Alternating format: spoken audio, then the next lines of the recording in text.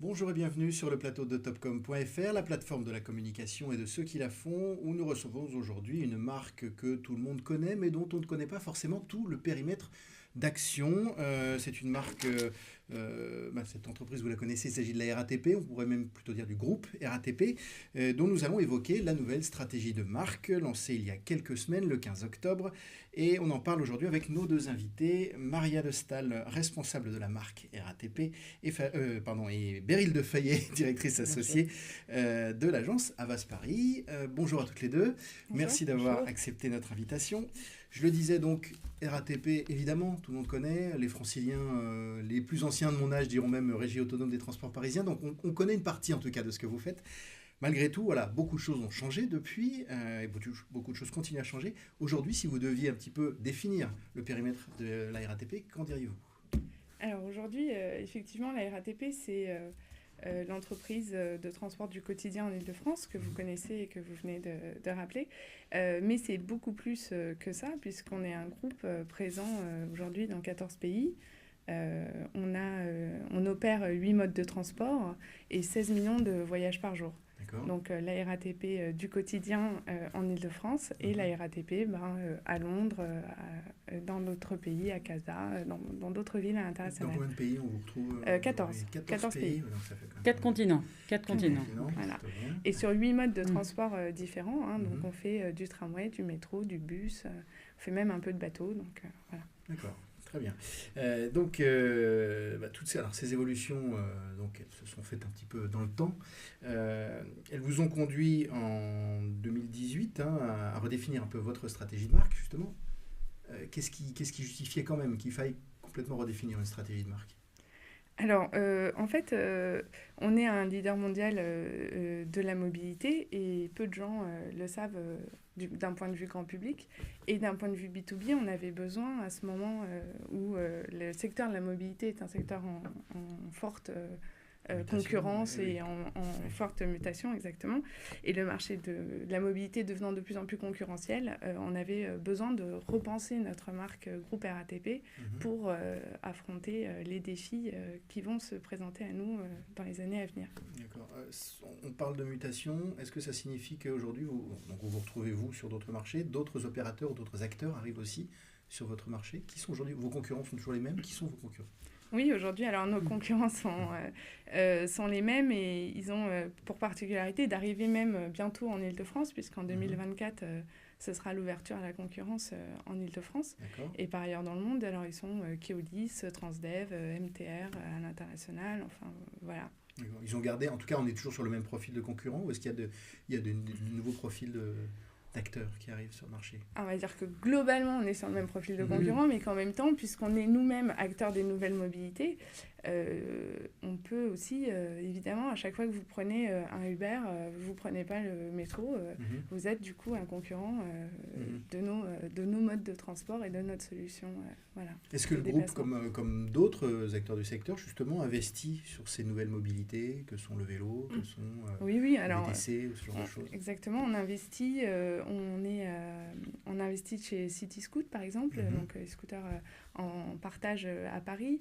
On regarde toutes formes de nouvelles solutions de transport et de mobilité, le vélo, peut-être même la trottinette bientôt. Voilà. On en parle beaucoup. En tout cas, on regarde ça de près et des solutions aussi, par exemple, comme des applis de copiétonnage. On regarde. Le copiétonnage, qu'est-ce que c'est le copiétonnage? Un copiétonnage, c'est une façon de vous accompagner de porte à porte jusqu'à chez vous.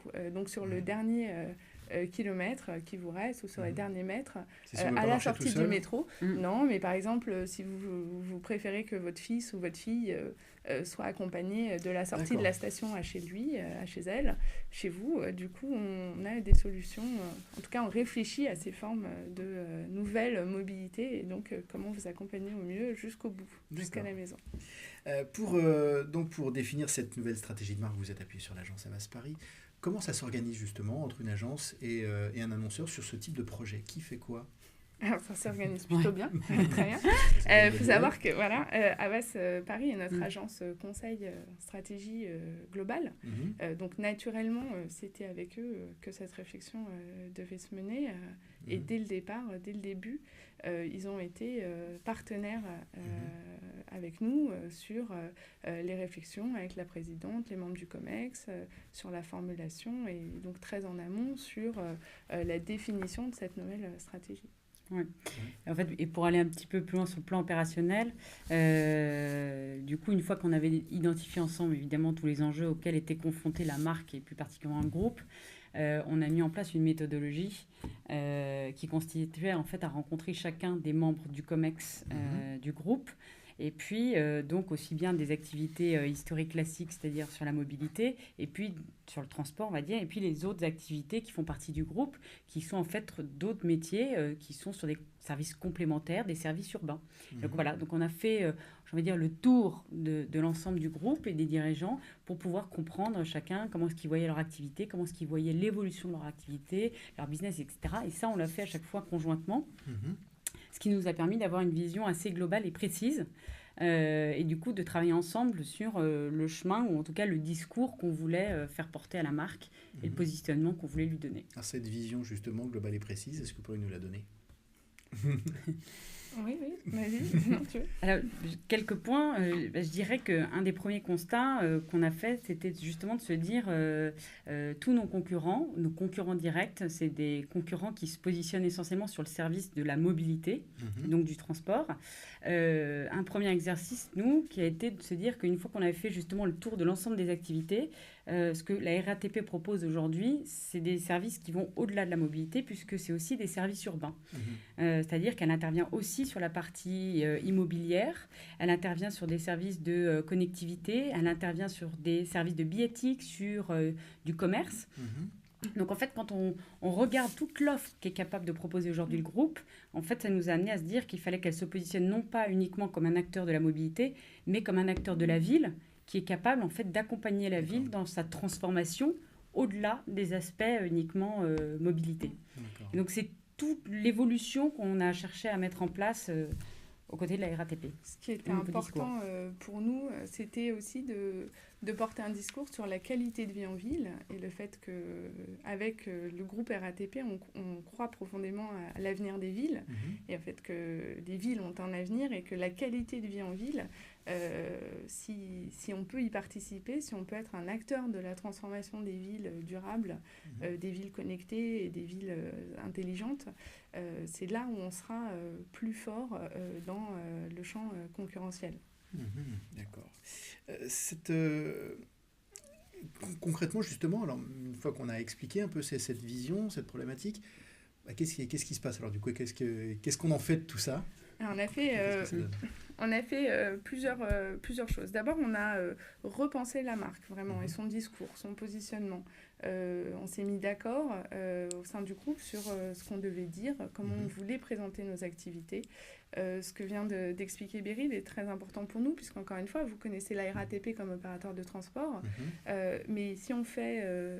en fait, vous connaissez la RATP en Île-de-France comme opérateur de transport. Or, on n'est vraiment pas que ça, et loin de là, puisque du coup, on n'est pas que opérateur de transport, on est acteur des nouvelles mobilités, comme on en a parlé. On est aussi acteur sur donc, l'immobilier, le commerce, sur un certain nombre de métiers qui sont à un moment liés à une activité de transport, mais qui sont en développement et sont des sources d'innovation et de développement pour nous. Et ça, il fallait qu'on fasse, en réfléchissant à la stratégie de marque, il fallait qu'on repense comment les articuler les uns avec les autres. Et donc, le travail qu'on a fait, c'est de partir de la marque cœur, la marque RATP, et de renommer, par exemple, l'ensemble de nos filiales autour de RATP. Donc, il y a combien de filiales déjà aujourd'hui? On en a 8. Donc RATP, par exemple, je vous donne un exemple. Notre filiale qui s'occupe des services dans le réseau qui s'appelait Promo Métro, on l'a renommée la RATP Travel Retail. Et on a fait ce même travail pour l'ensemble des structures pour qu'elles puissent évoquer leur appartenance au groupe RATP, puisque c'est une force, et puis dire le métier et ce qu'elles apportent au groupe. Donc le travail retail, la connectivité, l'immobilier, et donc à chaque fois de nommer ces expertises dans leur nom. Ça, c'est un premier travail, et on a fait donc ce travail d'architecture de marque, de ranger, de pouvoir présenter nos expertises d'opérateurs de transport, d'opérateurs de mobilité, et les expertises de services urbains complémentaires.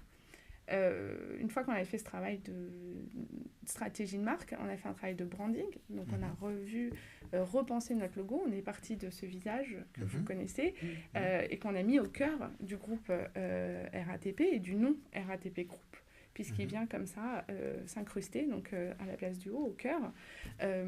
Et ça, c'est un travail de branding qu'on a fait. Et ensuite, on a fait le même travail donc, pour nos filiales. Et au final, on a fait aussi une campagne pour révéler tout ça auprès des élus et des décideurs politiques qui nous choisiront, on l'espère. D'accord. Alors justement, avant d'avancer un petit peu sur le dispositif, je vous propose de regarder un petit film qui va déjà expliquer une partie de tout cela, et puis on se retrouve juste après, on en parle.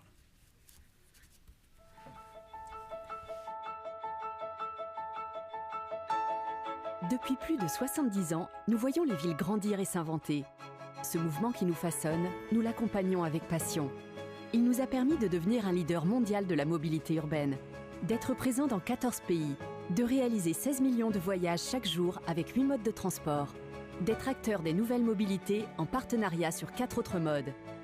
Aujourd'hui, sur notre territoire historique francilien et à travers le monde, des défis urbains majeurs et une concurrence accrue font émerger de nouveaux enjeux. Toujours plus dense, toujours plus connectée, la ville a besoin de solutions intégrées. Pour relever ces défis, au-delà de la confiance et de l'audace, nous avons l'expertise. Nous sommes experts en mobilité urbaine, en ingénierie et en gestion d'infrastructures. Nous développons des services urbains pour tous, tels que les solutions intelligentes d'aide à la mobilité, le commerce de flux, le développement immobilier ou encore le réseau de fibre optique. Notre fonds d'investissement accompagne les startups dans l'exploration des mobilités innovantes. Depuis 20 ans, notre fondation soutient le développement économique et social des territoires où nous sommes présents. Nous sommes 61 000 talents dans le groupe, animés par des valeurs communes. Nous sommes engagés pour une ville meilleure à vivre. Nous sommes forts d'une culture unique, héritée du service public, centrée sur l'humain, le service, la performance, la responsabilité et l'inclusion. Nous sommes convaincus de pouvoir contribuer à transformer durablement la ville et la vie de ses habitants. Nous sommes le groupe RATP. Voilà, donc, alors ce film n'est pas un film publicitaire, bien entendu, mais il explique déjà un petit peu ce dont nous parlons aujourd'hui. On le voit, enfin on l'a vu, il y a donc une nouvelle identité, un rebranding, une nouvelle signature aussi. Est-ce qu'on peut en parler de tout ça ? Nouvelle signature. Alors, déjà, d'ailleurs, vous avez signalé tout à l'heure, en donnant quelques noms d'illustrations, on sent que on anglicise un petit peu tout, non ? C'est ça ? C'est pour traduire l'ambition internationale ? Oui, c'est pour traduire clairement l'ambition internationale. Donc, on a une signature en français qui est La Villa de l'avenir et une signature en anglais, Moving Toward a Better City. Et ça signifie qu'en France, on n'utilisera jamais cette signature en anglais, ou est-ce que vous vous autorisez finalement à l'utiliser Non, on utilise les deux dans le respect de la loi tout bon, mais on utilise les deux et pas nous. Ce qui fait que on s'en sert, et en tout cas notre campagne B2B dans la presse était signée comme cela en tout cas. D'accord. Comment on en arrive justement à cette signature ? Qu'est-ce qu'elle a été la démarche créative ? C'est tout le... Oui, tout à fait. L'idée, c'était de se dire qu'il fallait qu'on puisse à la fois exprimer justement clairement ce que représentait ce groupe, et donc vraiment de le raconter comme un acteur de la ville qui travaille au service de la ville. Et puis, cette signature, elle devait aussi exprimer, ce que la RATP pouvait apporter à ses clients, c'est-à-dire aux élus locaux, aux décideurs locaux, qui, eux, vont faire appel au service de la RATP. Et du coup, eux, il fallait qu'ils comprennent l'intérêt de travailler avec la RATP, c'est-à-dire une entreprise qui propose un service intégré et qui allait justement les aider à améliorer la qualité de vie en ville pour leurs citoyens. D'accord. Donc ça, c'était vraiment l'objectif de cette signature.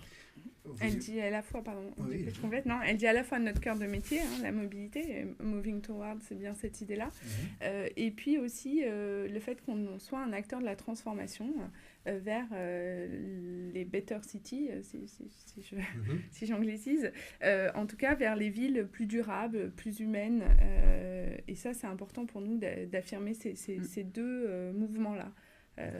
La mobilité et la transformation vers des villes plus durables. D'accord. À qui s'adresse finalement tout ce que vous faites là, tout ce travail sur la marque? Quels sont les publics prioritaires? Alors principalement les décideurs locaux. Donc on est sur une cible B2B, sur les élus, sur les autorités organisatrices de transport, puisque c'est elles qui nous choisiront lors des futurs appels d'offres. Et alors quel est le dispositif qui a été mis en place justement pour leur faire savoir un petit peu tous ces changements?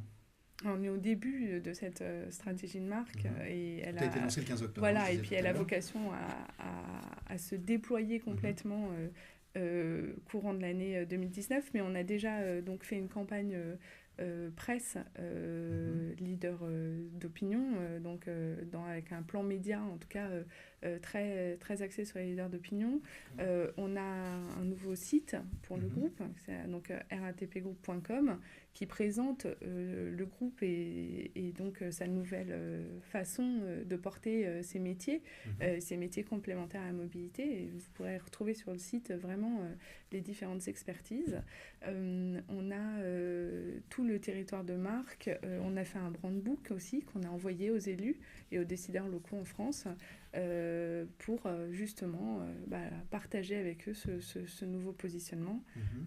Sur les réseaux sociaux, vous faites, il y a une activité particulière, une stratégie particulière qui est mise en place? Oui, alors pour accompagner cette prise de parole B2B sur nos comptes réseaux sociaux RATP Group, on a lancé une démarche autour comme le saviez-vous, ou bref de ville, en tout cas un contre-pied de ce qu'on pouvait entendre sur la RATP et montrer que non, la RATP n'est pas qu'en Île-de-France, elle est aussi la société qui opère les bus à Londres ou le tram à Casa. Non, le groupe RATP ne fait pas que du métro, on fait aussi du tram, etc. Donc on a eu cette mécanique-là sur nos réseaux sociaux. D'accord. Vous parlez dans ce film et dans un autre film aussi, d'ailleurs, beaucoup de mutations. Vous évoquez même des secteurs d'activité, vous parlez de fibres, etc. Est-ce que ça veut dire que vraiment le groupe RATP est en train de muter? Est-ce qu'il est en train, est-ce qu'il a ou est-ce qu'il doit encore muter? Et du coup, vers quoi voulez-vous aller? Qui devez-vous être à l'horizon, je ne sais pas, d'ici 5 ans ou 10 ans? Alors, c'est une question vaste, mais ce qui est certain, c'est que nous, on sera et on sera encore plus dans les années à venir un acteur de la transformation des villes durables. Et vraiment, s'il y a quelque chose que vous pouvez retenir, c'est que le groupe RATP contribuera à la qualité de vie en ville dans les années à venir. C'est une mutation qu'on a commencée, qu'on continue et qu'on est comme beaucoup d'entreprises en transformation, mais ça va continuer pour pouvoir répondre aux défis de la mobilité, aux défis de l'écologie, aux défis des transports de demain. Tous ces changements-là dont on vient de parler, est-ce qu'ils vont avoir une incidence pour l'utilisateur, on va dire, au quotidien, le client des RATP? Alors, en Île-de-France, l'incidence... oui et non. En fait, rien ne va changer, finalement. On continue à opérer les transports en Île-de-France. Mais l'incidence, elle est que quand on pense les nouvelles mobilités, quand on pense les nouveaux services connectés, forcément, on sera aussi amené à les offrir et à les diffuser et à les déployer sur notre réseau en Île-de-France. Il y avait des choses qu'on va faire à Londres et qu'on ne ferait pas à Paris. Et on va penser globalement ces choses-là. Et Paris reste encore notre meilleure vitrine. D'accord, très bien. Écoutez, je vous remercie en tout cas d'avoir répondu à nos questions. Et moi, je vous dis à bientôt sur topcom.fr.